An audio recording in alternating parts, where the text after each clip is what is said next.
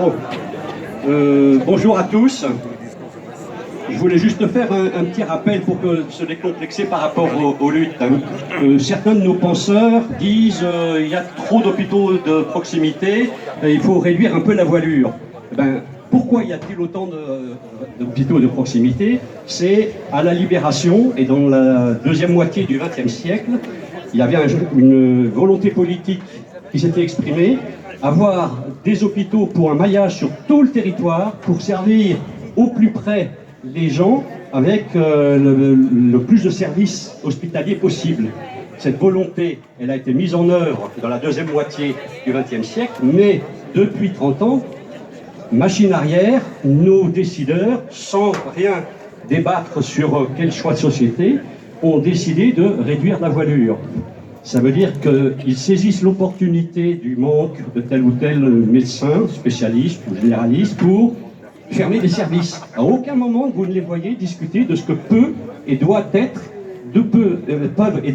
les services hospitaliers. Ils font simplement saisir l'opportunité. Un médecin urgentiste qui disparaît, on ferme le service d'urgence. Un médecin obstétricien qui disparaît, hop, on ferme la maternité. C'est pas ce qu'il nous faut.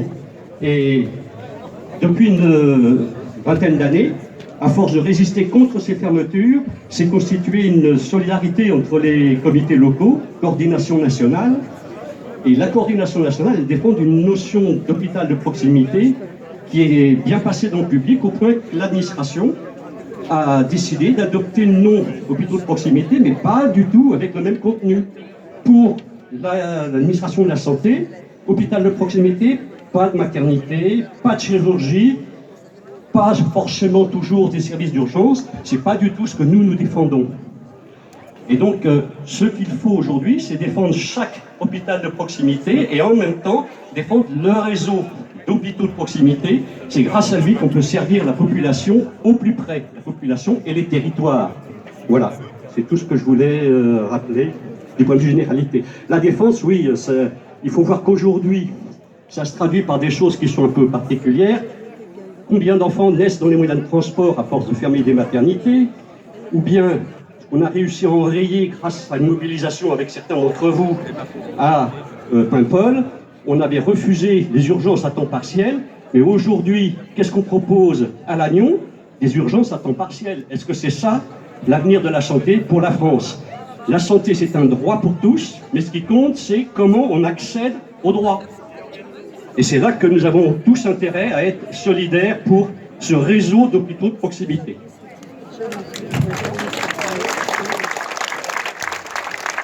Bien, merci beaucoup. La prochaine intervention, ce sera Anne-Marie pour les comités de Lannion, Trestel et Ploërmel.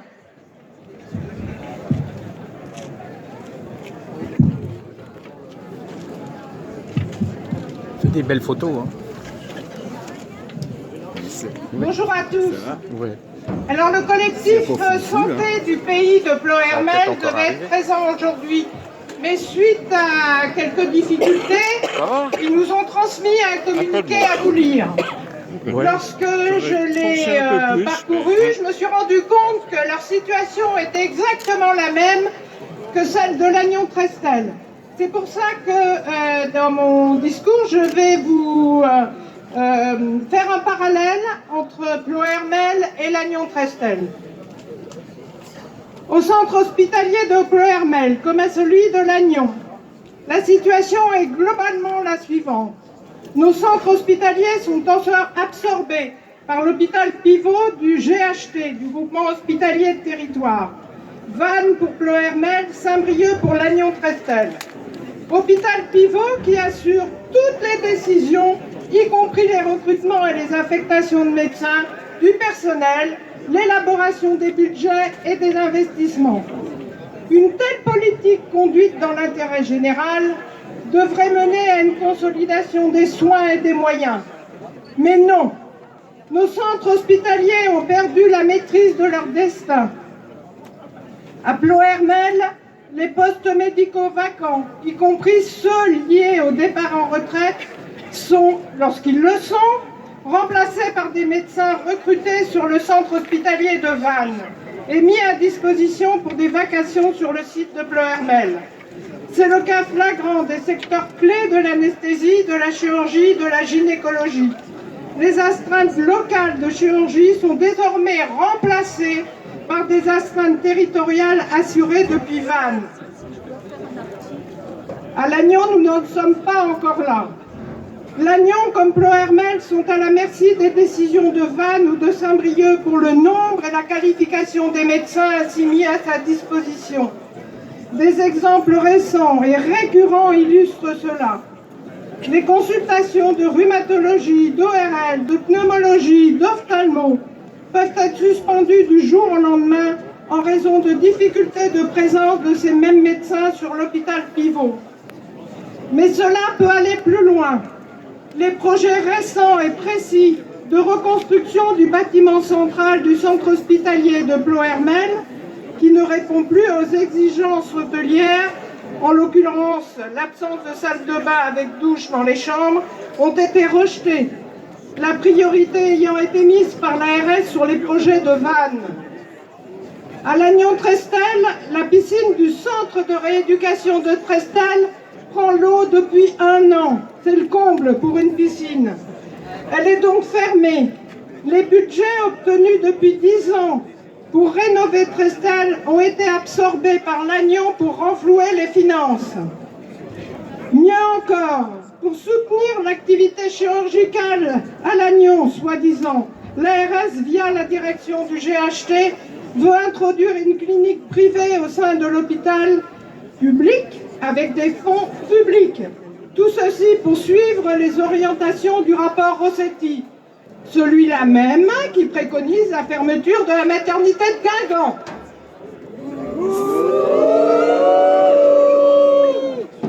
Cette organisation déséquilibrée et par essence précaire et crée parmi le personnel un fort malaise et la perception d'une non-reconnaissance de l'utilité de chaque centre hospitalier. Il est de plus en plus difficile d'y travailler dans de bonnes conditions. Mais ne nous trompons pas, chaque situation n'est pas unique. Ne rentrons pas en concurrence les uns avec les autres. Si un centre hospitalier semble mieux s'en sortir sur le moment, ce n'est que partie remise. Alors sur Lannion, demain soir, nous en serons à la 3e fermeture des urgences. Pas fermeture, régulation des urgences avec appel au 15 qui est complètement débordé. Voilà, encore un élément de langage. Et sur l'été, il y aura 40 lignes, c'est-à-dire 40 nuits qui ne seront pas assurées. Encore avec la même situation. Sur Lannion-Trestel, on est à une zone très touristique, on double presque la population habituelle. Il s'agit de l'application de politiques gouvernementales qui veulent centraliser et privatiser la santé.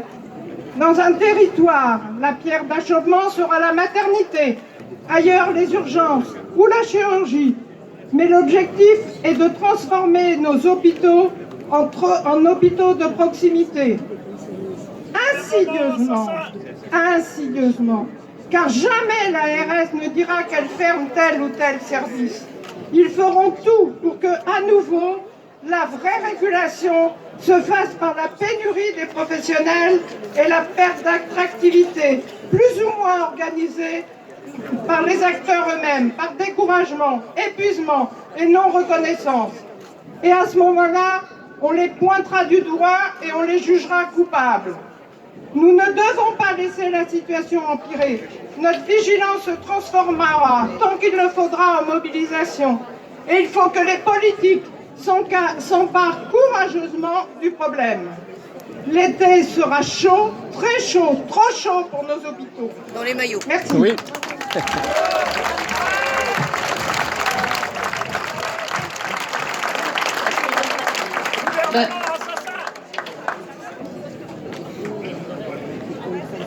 Merci beaucoup. Donc le prochain comité à s'exprimer. Avant de passer la parole au comité, je voulais vous remercier pour votre présence. Il y a vraiment beaucoup de monde aujourd'hui. Bravo à tous. on a des gens qui viennent de loin. On a Hélène Derrien qui doit représenter la coordination nationale, mais elle arrive de Concarneau, elle est en route. Donc elle ne va pas tarder, mais il y a tellement de monde que je suis sûr que vous avez tout bloqué. Donc, mais tant mieux. Donc elle va pas tarder. Merci aussi, il y a des élus qui seront déplacés. Bon, on a le maire de Guingamp, c'est normal. On a le maire de Landerneau qui est ici. On a la députée, on a du monde. On a le sénateur. C'est vrai que ils vont m'en vouloir parce qu'on en oublie forcément. Mais merci surtout à tous ceux qui ont permis que cette mobilisation elle prenne. Je pense notamment à tous les citoyens qui se sont mobilisés, les syndicats, les organisations, les associations qui seront devant dans le cortège, qui ont permis qu'il y ait des banderoles un petit peu partout dans le pays de Guingamp. Et ça, comme je le disais tout à l'heure, ça a un coût, ça leur a coûté du temps et un petit peu de sous. Donc si vous voyez les petites boîtes qui vont passer là avec... si vous pouvez mettre une pièce ou deux, ce sera sympa pour eux parce que la lutte a un coût. Merci d'avance.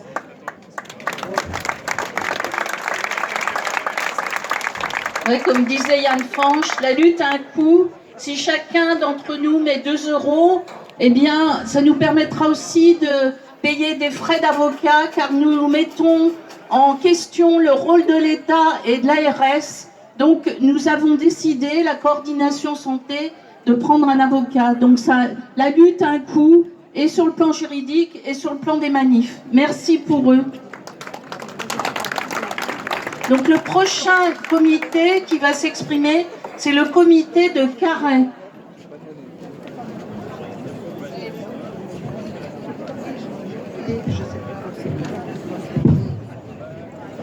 Là, on m'entend. Bonjour à tous. Oui, vous êtes nombreux. C'est bien, c'est ce qu'il faut. Parce que plus on est unis et plus on va leur montrer qu'on va se combattre, mieux c'est. Voilà. Attendez, je mets mes petites lunettes.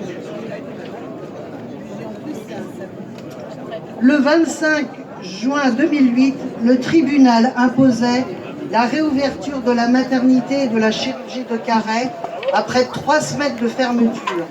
Cette décision était une grande victoire pour tous ceux qui s'étaient mobilisés depuis des semaines pour défendre notre hôpital. En 15 ans, ce sont donc plus de 3000 bébés qui sont nés à Carhaix, des milliers de centres bretons qui ont bénéficié d'un hôpital de proximité permettant l'accès aux services de tous les soins. Il y a 15 ans, la fusion de l'hôpital de Carhaix avec Brest aurait dû être un atout. Bien au contraire, la fusion de Carhaix l'hôpital de Carhaix donne le sentiment d'être le parent pauvre de la fusion. L'été dernier, la moitié du service de soins et de rééducation fermait soi-disant pour l'été. Il n'a jamais rouvert. Cet été, 9 lits de chirurgie et de cardiologie ont également fermé. Bilan général, 30% de lits fermés en quelques années à l'hôpital de Carhaix. Chaque structure hospitalière est une nécessité pour le maintien de l'égalité des soins sur le territoire breton. Les fermetures de certains services dans nos hôpitaux sont une atteinte à l'égalité des soins. Au nom du comité de défense de l'hôpital de Carhaix, je voulais mettre en lumière aujourd'hui la spécificité de notre territoire rural du Crest-Bresse. Notre centre hospitalier de Carhaix est la seule structure en médecine, chirurgie obstétrique à moins de 3/4 d'heure de route pour les habitants du territoire du COB, donc du pays Centre-Ouest Bretagne. Toute suspension ou fermeture partielle engendre une augmentation du délai de prise en charge et doit être considérée comme une atteinte potentielle à la vie d'autrui. C'est inacceptable. Une telle perspective d'évolution représente une atteinte grave au pacte républicain. Les habitants du COB ne sont pas des citoyens de seconde zone. Dans les territoires ruraux, chacune rencontre, mais comme d'autres territoires le rencontrent d'ailleurs, des difficultés à obtenir des rendez-vous médicaux, tant chez les généralistes, les spécialistes, pour répondre à leurs besoins de soins. L'hôpital représente au Centre-Bretagne le seul moyen d'accès aux soins. Au désert médical viendrait donc se rajouter un désert hospitalier par la mise à distance de l'accès aux hôpitaux, éloignant de nombreux ruraux des services d'urgence, de maternité, de cardiologie, de chirurgie. En parlant d'urgence, je tiens à préciser que le service des urgences est fermé en juillet et août, et je tiens à vous rappeler que nous avons 2 festivals à Carhaix cet été, dont un très gros. Alors que beaucoup de territoires ruraux sont attractifs à bien des regards, la prévention et l'accès aux soins sont dégradés. Le pays COB, composé de 80 000 habitants, n'échappe pas à cette triste réalité qui provoque chez ses habitants un sentiment de relégation et de colère. Comment se fait-il qu'en 15 ans, aucun engagement ferme n'ait été pris, qu'aucune organisation pérenne n'ait été trouvée pour la continuité de services et de soins à l'hôpital de Carhaix, qui, je le rappelle, est membre à part entière du CHRU Carhaix-Brest. Face à toutes ces menaces de fermeture, le comité de défense et le comité de vigilance ont dû être réactivés. Population, soignants, élus sont en alerte et plus de 5000 d'entre nous se sont rassemblés massivement le 18 mars dernier. Nous allons continuer à nous battre, comme vous tous sur notre territoire breton. Nous tenions à vous témoigner de notre solidarité pour vos combats respectifs. Et je tiens à préciser que l'union fera notre force et que sans l'union, rien ne se fera.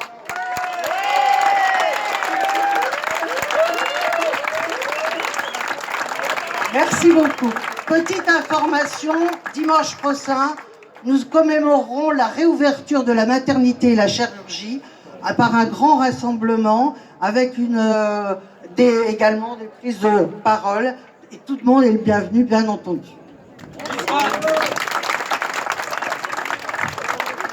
Merci beaucoup, comité de Carhaix. À suivre, le comité de Douarnenez. Derrière, la coordination dinanaise et ensuite le comité de Landerneau. Bien, bonjour à toutes et à tous. Au nom du comité de Douarnenez de défense de l'hôpital et du droit à la santé, je vous exprime notre soutien et notre solidarité. Votre lutte est légitime. Je souhaite qu'elle soit couronnée de succès. Mais il ne faudra rien lâcher. Comptez d'abord, mais pas uniquement, sur vous-même et maintenir votre détermination. Il y a plusieurs années à Douarnenez, nous nous sommes battus avec énergie pour conserver le service de chirurgie. C'était en 2016. La maternité avait déjà été fermée en 99. Le service de réanimation 24 heures sur 24 en 2002. Donc nous n'avons plus de chirurgie. Nous avons encore des urgences, 24 heures sur 24, combien de temps? Et nous n'avons plus de lignes SMUR en période nocturne. Elle est ramenée sur Quimper et nous en passons. Alors j'ai entendu parler d'hôpital de proximité. Bon, c'est une vaste blague de la part de nos autorités de tutelle des hôpitaux. Je me suis insurgé contre ce terme devant le directeur de l'ARS quand il est venu à Douarnenez il y a quelque temps à propos du SMUR, et le directeur de l'hôpital, qui est maintenant parti ailleurs, nous a aussi dit que notre hôpital ferait un bon hôpital de proximité. Ce qu'ils appellent hôpital de proximité, c'est un hôpital croupion, où il n'y a plus de maternité, il n'y a plus de chirurgie, il n'y a plus d'urgence, et c'est un dispensaire amélioré, mais pas beaucoup plus. Alors, nous n'avons pas réussi à garder le service de chirurgie. Cependant, nous restons vigilants, ne baissons pas pavillon, même si nous savons qu'il n'est pas facile de mobiliser quand il n'y a pas une menace grave et immédiate sur notre hôpital ou sur d'autres. Nous sommes face à un adversaire sourd à nos demandes, qui depuis avant le Covid refuse de donner aux hôpitaux les moyens humains et nécessaires pour répondre aux besoins de la population. On a demandé des postes depuis 4 ans. On a demandé des crédits, des postes d'infirmiers, d'aides-soignants, de médecins.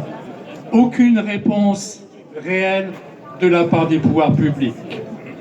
Ils sont sourds comme ils ont été sourds récemment à propos des retraites. Donc, voilà où nous en sommes. Le gouvernement refuse de donner aux hôpitaux les moyens pour répondre aux besoins de la population. C'est un pouvoir qui organise la pénurie, qui laisse les services hospitaliers s'écrouler et imploser. On en est là aujourd'hui, on a un écroulement du service hospitalier. Dans le même temps, il organise la privatisation des hôpitaux publics de façon plus ou moins sournoise et met les hôpitaux publics en concurrence avec les hôpitaux privés. Ce n'est que tous unis, usagers, soignants et élus, ce n'est que tous unis entre tous les comités de défense des hôpitaux publics que nous pourrons faire reculer ceux qui font de la santé une marchandise. La lutte doit continuer. Tenez bon à Guingamp et partout où les hôpitaux sont et seront menacés. Dalromat.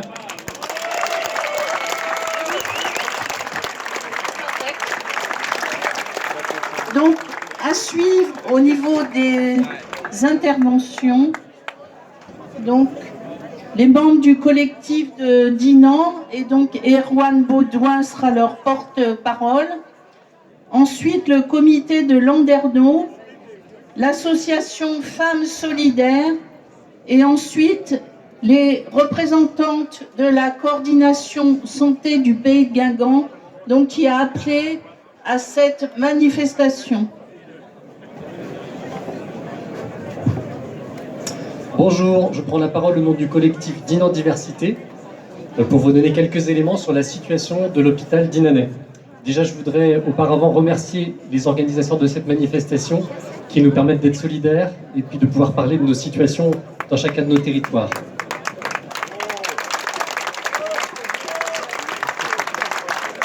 Ça y est, c'est acté.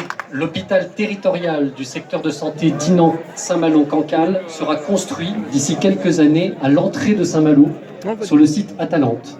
Cet hôpital territorial remplacera l'actuel hôpital de Saint-Malo. Mais il accueillera également tous les services de spécialité et des actes techniques qui ne seront plus assurés à Dinan. La cardiologie, la pneumologie, la neurologie, la chirurgie d'hospitalisation, la réanimation, la maternité, et j'en passe. Ainsi éloignant les citoyens du pays de Dinan de tous ces soins hospitaliers. L'Agence régionale de santé nous assure que l'hôpital de Dinan sera maintenu, qu'il conservera un service d'urgence et qu'il sera même renforcé d'un service de rééducation. Mais faut-il croire ces promesses? Qu'est-ce qu'un service d'urgence s'il ne peut pas s'appuyer sur des services de spécialité? Dans les faits, nous constatons que les promesses d'hier n'ont jamais été tenues et que notre hôpital assure de moins en moins d'actes et de services. Dès 2009, la restructuration de l'hôpital de Dinan avec la clinique privée des Pays de Rance a été l'occasion de confier au secteur privé une partie des actes de santé. En 2011, la fusion des hôpitaux de Saint-Malo et Dinan dans le groupement hospitalier Rance-Émeraude a mis en place une logique de rationalité des services et a éloigné les prises de décision de notre territoire. En 2020, la fermeture de la maternité de Dinan, alors que tous nous promettaient encore quelques mois auparavant qu'il n'en était pas question, a continué ce lent démantèlement de notre hôpital René Plévin et a profondément ému tous nos concitoyens. Dernier épisode de cette série, le projet de regroupement de tous les actes techniques à Saint-Malo placera une partie des habitants de notre territoire de santé à plus d'1 heure de route des soins hospitaliers les plus techniques. Didier Lechien, maire de Dinan et président du conseil de surveillance de notre hôpital, est favorable à ce scénario de fusion avec Saint-Malo depuis plusieurs années. Il a été rejoint récemment dans cette position par Arnaud Lécuyer, le président de Dinan Agglomération. Nous restons perplexes face à cette connivence de nos élus locaux pour soutenir des politiques d'économie et de suppression des services publics en milieu rural pilotées par notre gouvernement. Qui défend encore l'accès aux soins des 100 000 habitants du pays de Dinan? Grâce au travail acharné et militant des collectifs citoyens Le Monde d'après, les collègues sont avec moi ici, et Dinan Diversité, les habitants de notre territoire sont informés. Les décideurs doivent rendre des comptes et expliquer leurs décisions. Malgré tout, il semble que, comme pour la réforme des retraites, comme pour la crise des Gilets jaunes, rien ne puisse ralentir cette politique gouvernementale en marche. Nous ne sommes cependant pas découragés.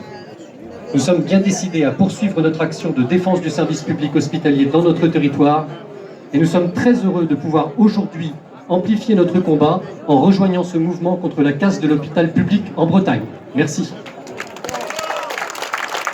Merci beaucoup. Le comité de Landerneau va maintenant s'exprimer. La personne de Concarneau n'est toujours pas là. Bon, en espérant qu'elle arrive avant la fin. Donc je donne la parole au comité de Landerneau. À Gilles. Bonjour Guingamp, bonjour la Bretagne, bonjour à tous. Demat Guingamp, Demat Braise, Demat Dornol. Au nom du comité de défense de l'hôpital de Landerneau, je viens en compagnie des membres du bureau, des adhérents, citoyens, salariés, syndicats, mouvements politiques et sympathisants de notre territoire, vous confirmer que chez nous aussi les craintes et inquiétudes sont fondées. Après une fermeture des urgences la nuit entre les fêtes de fin d'année et une suspension temporaire de la prise en charge des accouchements de 10 jours au mois de mai dernier, notre maternité a de nouveau fermé, temporairement cette semaine et le sera peut-être encore la semaine prochaine. Cette semaine également, 3 sages-femmes contractuelles ont été reçues par la direction qui leur a annoncé que leur contrat, après 5 et 4 ans de bon service, ne serait pas renouvelé en septembre. Est-ce ainsi que l'on reconnaît l'investissement des salariés? Est-ce ainsi que l'on fidélise une équipe? Cette gestion en yo-yo purement comptable vient accentuer la souffrance des personnels et va effrayer les futurs parents qui se détournent alors vers le secteur privé. Est-ce la volonté de la direction de l'hôpital? Est-ce celle des ARS? Est-ce celle de nos politiques? Bien sûr. Prépare-t-on une fermeture définitive de la maternité qui hypothéquerait irrémédiablement en cascade la survie des autres services de soins? Pour nous, ce n'est pas inacceptable. C'est non, c'est non, c'est non. Évidemment, non, no. La médecine des riches et des déserts médicaux deviennent désormais la normalité en France. Nous, les gueux, comme nous sommes actuellement considérés par le pouvoir parisien, devons attendre plusieurs mois avant d'obtenir des rendez-vous médicaux. Les urgences sont débordées, des services sont surchargés et enferment des lits. Les équipes sont épuisées et maltraitées. Tout est fait pour détruire un modèle de santé qui était un des meilleurs en Europe. C'est aussi vrai pour notre économie. Il n'y a qu'à regarder la dégradation dans les transports publics et le résultat des délocalisations qui mettent à l'arrêt nos usines françaises, entraînant des pénuries de médicaments. Notre Bretagne doit rester un exemple de solidarité, car nous, peuple breton, avons nos valeurs et notre fierté à défendre. Être toujours exemplaire est notre objectif pour être reconnu comme un modèle à suivre par notre volonté, notre courage et notre dévouement au service des citoyens les plus fragiles. À Landerneau, comme partout en Bretagne, pour ne pas dire en France, l'hôpital public est en danger mortel. Nous, au comité de défense de l'hôpital de Landerneau, resterons vigilants et combatifs, mobilisés tant qu'il le faudra. Tous ensemble, unissons-nous pour défendre notre hôpital public au service de la population. Bretons, soyons fiers de notre magnifique région dans laquelle nous avons choisi de vivre, travailler et quand nécessaire être soignés à l'hôpital public. Vive la Bretagne, merci Guingamp, merci à vous, Bévet Braise, Bévet Guingamp, Trigarel Théo.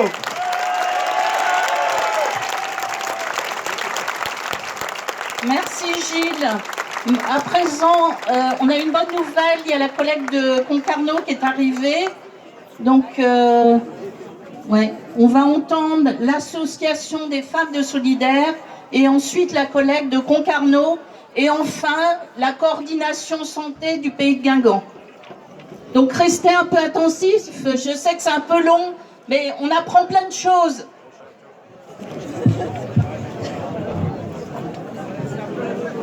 Pour Femmes Solidaires de Landerneau, mars 2023, article du Télégramme. Bretagne, ces 6 maternités où il ne faudrait plus accoucher. Avec une carte de la Bretagne, Gaumont, Landerneau, Carhaix, Lannion, Guingamp, Ploërmel, Redon. Sommes-nous des citoyennes de seconde zone qu'il faut invisibiliser, qu'on ne considère plus? Eh bien, n'en déplaise, nous sommes, chacune d'entre nous, nous sommes des citoyennes à part entière. Et j'utilise le féminin à dessein, car oui, ce sont encore les femmes qui sont frappées.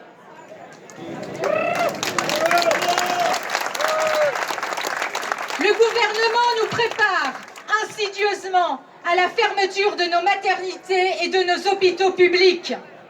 La pire des prises de parole du gouvernement à ce sujet est celle de Gabriel Attal en avril dernier, qui dit qu'un accouchement coûte 2600 €. Qu'est-ce que cela sous-entend? Maternité, activité accouchante, intérim, économie, coût, charge. Mais de quoi parle-t-on? Aujourd'hui à Guingamp, nous sommes nombreuses, les femmes présentes ici, qui savons à quel point les personnels de nos maternités, de l'aide-soignante à la sage-femme, de l'anesthésiste à l'ASH, sont des piliers de notre maternité. Et là, je ne parle pas, vous l'aurez compris, de l'institution, mais de notre corps, de nos corps. En tant que femmes, nous savons qu'être entourées, accompagnées, rassurées, conseillées, soignées tout au long de notre grossesse, de notre accouchement, est essentiel. Ce personnel qui nous accompagne dans notre plus profonde intimité, dans notre intimité physique, dans notre intimité familiale, dans nos douleurs, dans nos pleurs, dans nos rires aussi. Nous, les femmes, nous savons tout cela. Et puis, parce que ce personnel, ce sont aussi des centaines d'emplois occupés très souvent par des femmes, là encore. Et nous savons chacune que fermer une maternité n'est pas un choix, comme nous voudrions nous le faire croire. C'est un choix de société, c'est un choix politique, et ça n'est pas le nôtre à Femmes Solidaires. Et c'est notre choix de femmes, de mères, de militantes féministes, de femmes politiques, d'être ici, à Guingamp, ce matin, ensemble, pour défendre nos maternités, nos hôpitaux publics, notre personnel, nos emplois. N'oublions pas